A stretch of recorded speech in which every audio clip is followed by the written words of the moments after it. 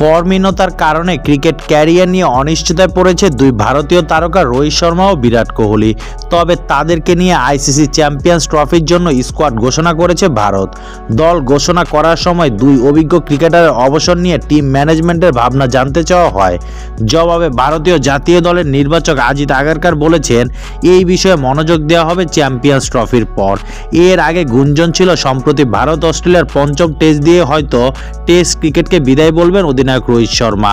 তাকে বাইরে রেখেই সিডনিতে হওয়া সেই টেস্টে ভারত খেলতে নেমেছিল। তবে সব জল্পনা উড়িয়ে এখনই অবসরের পথে হাঁটবেন না বলে জানিয়ে দিয়েছে ভারতীয় ওপেনিং ব্যাটার। গত বছর টি-20 বিশ্বকাপ জয়ের পর রোহিত কোহলি আন্তর্জাতিক ফরম্যাটটি থেকে অবসর নেন। ফর্মে না থাকায় তাদের বাকি দুই ফরম্যাটের দলে থাকা নিয়ে প্রশ্ন উঠেছে। দুই তারকা ক্রিকেটারের অবসর প্রসঙ্গে নির্বাচক আজিত আগারকার বলেছেন, চ্যাম্পিয়ন্স ট্রফি থেকে আমরা 1 মাসের দূরত্বে। ওয়ানডে ক্রিকেটে তারা দুইজনই দুর্দান্ত পারফর্মার। আমরা চ্যাম্পিয়ন্স ট্রফির পর বিষয়টি দেখব। আমাদের হাতে একসঙ্গে বসা কিংবা মূল্যায়নের যথেষ্ট সময় আছে।